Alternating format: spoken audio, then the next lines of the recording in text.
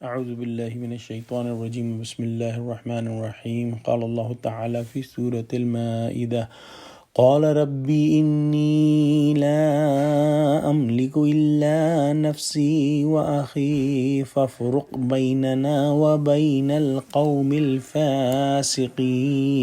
ترجمہ: موسیٰ نے خدا سے التجا کی کہ پروردگار میں اپنے اور اپنے بھائی کے سوا کسی پر اختیار نہیں رکھتا، تو ہم میں اور ان نافرمان لوگوں میں جدائی کر دے۔ جیسا کہ ہم نے پچھلی آیت کے اندر پڑھا کہ بنی اسرائیل نے حضرت موسیٰ علیہ السلام کو کورا جواب دے دیا اور کہا کہ فَاذْهَبْ أَنْتَ وَرَبُّكَ فَقَاتِلَا إِنَّا هَاهُنَا قَاعِدُونَ، کہ اگر لڑنا ہی ضرور ہے تو تم اور تمہارا خدا جاؤ اور لڑو اور ہم یہیں بیٹھے رہیں گے۔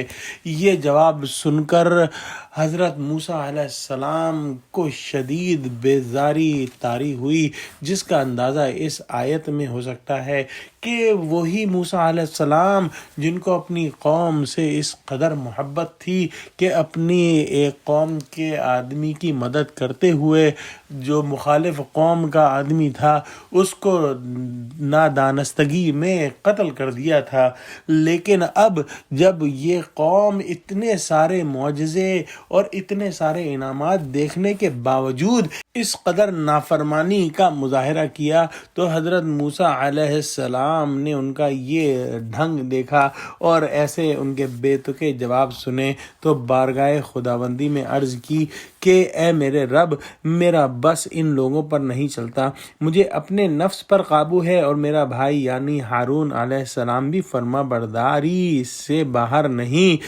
ہم دونوں کیا کر سکتے ہیں؟ لہٰذا ہمارے اور فاسقوں کے درمیان فیصلہ فرما دیجئے۔ یہ دونوں نبی تھے اور نبی معصوم ہوتے ہیں۔ حضرت یوشع اور کالب بھی دونوں کے ساتھ تبعاً آ گئے۔ اگلی آیت میں اللہ سبحانہ وتعالیٰ ارشاد فرماتا ہے قال فإنها محرمة عليهم 40 سنة يتيهون في الأرض فلا تأس على القوم الفاسقين۔ ترجمہ: خدا نے فرمایا کہ وہ ملک ان پر 40 برس تک کے لیے حرام کر دیا گیا کہ وہاں جانے نہ پائیں گے اور جنگل کی زمین میں سرگرداں پھرتے رہیں گے، تو ان نافرمان لوگوں کے حال پر افسوس نہ کرو۔ اللہ سبحانہ و تعالیٰ نے فرمایا کہ یہ سرزمین ان لوگوں پر 40 سال تک حرام ہے۔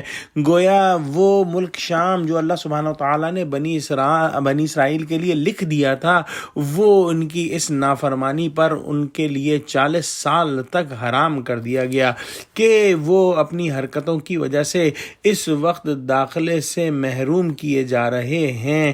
اس 40 سالہ مدت میں زمین میں حیران پھرتے رہیں گے۔ چنانچہ ایسا ہی ہوا اور 40 سال تک 6 فرسخ یعنی 18 میل کی جگہ میں گھومتے رہے۔ صبح کو جہاں سے چلتے تھے شام کو وہیں کھڑے ہوئے ہوتے تھے۔ اس وقت ان کی تعداد 6 لاکھ تھی۔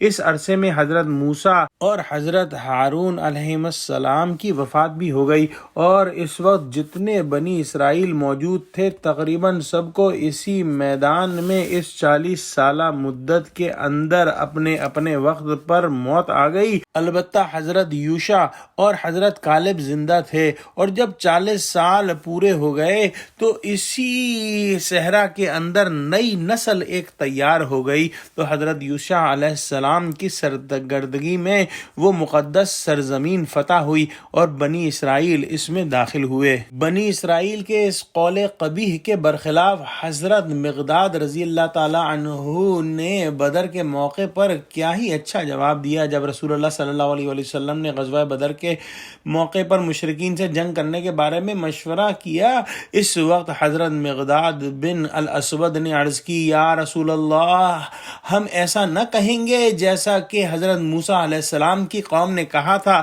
کہ اذهب انت وربک فقاتلا انا هاهنا قاعدون، آپ چلیے جنگ کیجئے، ہم آپ کے دائیں بائیں آگے پیچھے جنگ کریں گے۔